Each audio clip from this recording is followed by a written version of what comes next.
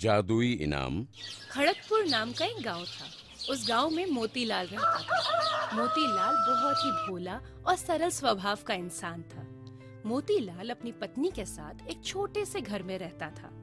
मोतीलाल की सरलता की वजह से मोतीलाल की काफी मेहनत करने के बाद भी वो ज्यादा कमाई करने में असमर्थ था। और मोतीलाल संतुष्ट इंसान था। वो और उसकी पत्नी 2 वक्त का खाना खा के ही खुश रहते थे। मोतीलाल चरवाहा था।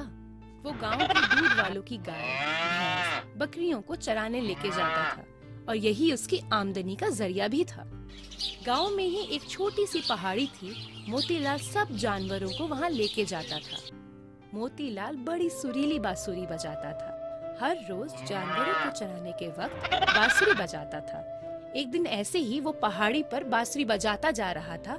रास्ते में एक साधु ने उसे पुकारा।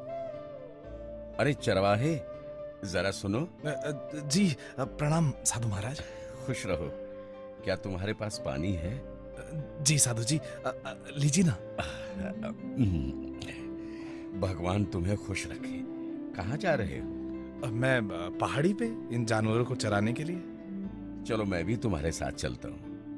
हाँ जी चलिए। साधु ने पानी पिया। दोनों पहाड़ी की चोटी की तरफ जाने लगे। रास्ते में मोतीलाल ने फिर से बांसुरी बजाना शुरू कर दिया। साधु को उसकी बांसुरी बहुत पसंद आ रही थी। पहाड़ की चोटी पर पहुंच के मोतीलाल ने 1-2 फल उनको दिए और एक पेड़ के नीचे का थोड़ा सा हिस्सा उनको बैठने के लिए साफ करके दिया। साधु अपने ध्यान में बैठ जाते हैं। अब मोतीलाल हर रोज वो पहाड़ की चोटी पर वो साधु को कुछ फल देता और पानी से भरा हुआ बर्तन रख के थोड़ी साफ सफाई करके देता। साधु मोतीलाल की सेवा से बहुत खुश थे। उन्हें पता था मोतीलाल ये सब निस्वार्थ भाव से कर रहा है। एक दिन साफ सफाई के बाद साधु ने मोतीलाल को उसका पानी का घड़ा वापस देते हुए कहा, मोतीलाल, लो ये अपने घर लेके जाओ और इसे संभाल के रखना। महाराज, ये तो साधारण सा घड़ा है, इसे संभाल के रखने की क्या जरूरत? मोतीलाल, ये अब साधारण घड़ा नहीं है, अब ये जादुई घड़ा है। ये तुम्हारा उपहार है। तुमने मेरी इतनी सेवा की है, उसके बदले में तुम्हें ये घड़ा भेंट कर रहा हूँ। इस घड़े में से हर सुबह कुछ सोने के सिक्के निकलेंगे। अपनी सारी जिंदगी जिस सरलता से तुमने गुजारी है और मेरी की गई निस्वार्थ सेवा के बदले मैं तुम्हें ये तोहफा दे रहा हूँ। इसे संभाल के रखना। जी आपका धन्यवाद। आप महान हैं। मैं आपकी ये भेंट को बड़े प्यार से संभाल के रखूंगा। मेरी गरीबी अब दूर होगी। मेरी पत्नी जशोदा ये देख के बहुत खुश हो जाएगी। मुझे समझ नहीं आ रहा है कि मैं किन शब्दों में आपका धन्यवाद करूं। अरे भाई, ये तुम्हारे ही कर्मों का फल है। अब तुम जाओ, मुझे ध्यान में बैठना है। रामू, ओ रामू, अरे रामू सुनते हो? अरे सो गया क्या? अरे मोती, आओ आओ, कैसे हो? बड़े दिन के बाद आए हो। अरे मैं तो बहुत अच्छा हूँ, स्वस्थ हूँ। ये सब छोड़ो, मुझे तुम्हें कुछ बताना है।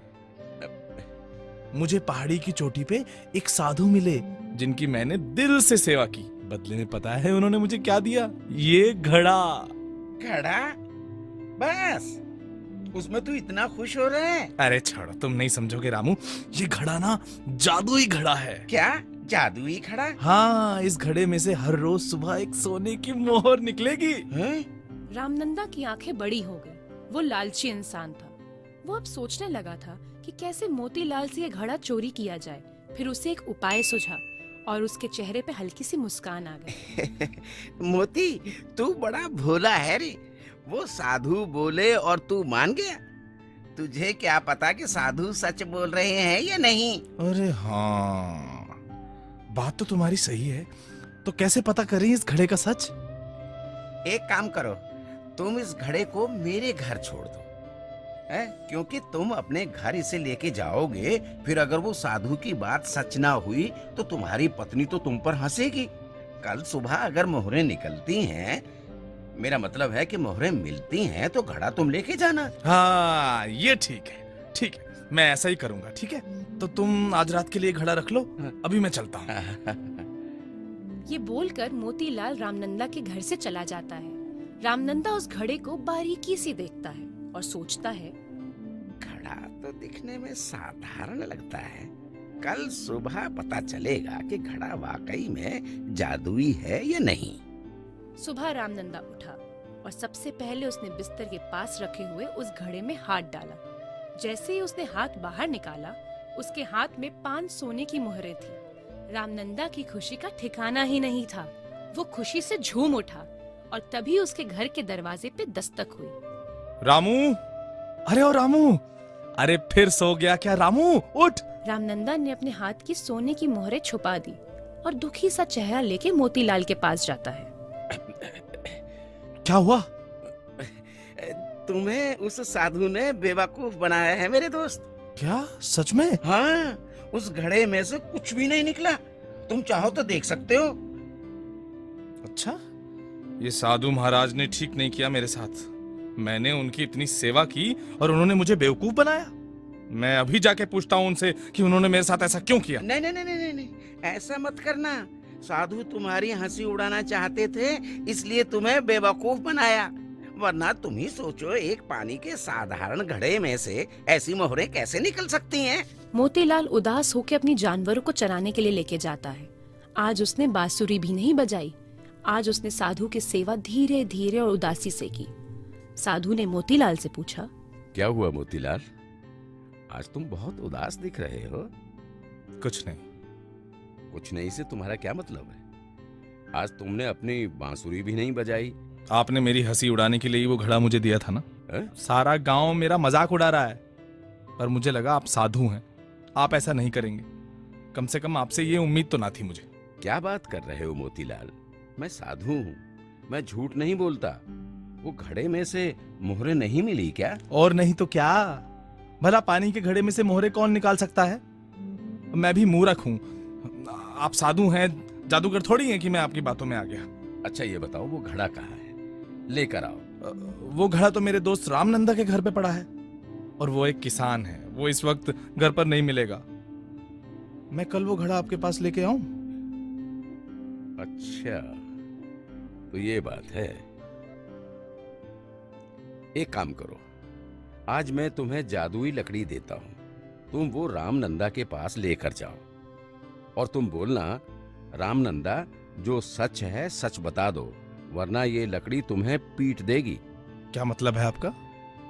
तुम्हारा घड़ा रामनंदा ने चुराया है। उसने तुमसे झूठ बोला है। तुम ये लकड़ी लेकर जाओ। तुम जैसे ही बोलोगे लकड़ी शुरू हो जाओ। ये लकड़ी खुद ही रामनंदा को तब तक पीटेगी जब तक वो सच नहीं बोलेगा। मोतीलाल हाथ जोड़कर साधु को प्रणाम करता है और फिर वो लकड़ी लेके शाम को रामनंदा के घर जाता है। प्रणाम। प्रणाम महाराज। प्रणाम। अरे रामू, अरे सोया हुआ है क्या रामू? अरे मोती, क्या लाए हो आज? ये लकड़ी? रामू, तुमने मुझसे झूठ बोला है ना? है? नहीं नहीं नहीं, तुमने मुझसे झूठ बोला है। अब सच बता दो, वरना तुम्हारी खैर नहीं। क्या क्या क्या क्या झूठ? तुम्हें मुझ पर भरोसा नहीं? अरे मैं तुम्हारा दोस्त हूँ। अच्छा, तो ऐसे नहीं मानेगा तू। लकड़ी शुरू हो जा। इतना सुनकर लकड़ी ने खुद ही रामनंदा की पिटाई करनी शुरू कर दी।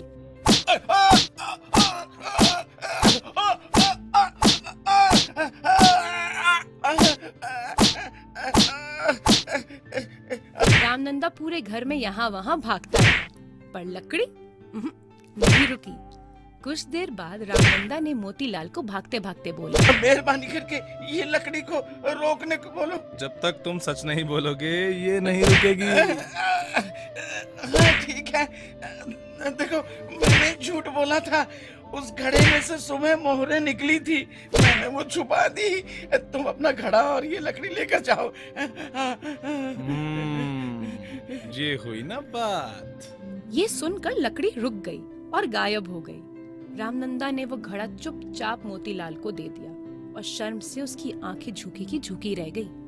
तो प्यारे बच्चों, इस कहानी से हमें ये सीख मिलती है कि लालच करना बहुत बुरी बात है और आपको अपने दोस्तों का चुनाव बड़ा सोच समझ कर करना चाहिए। किड्स टोन दुनिया को सब्सक्राइब करें।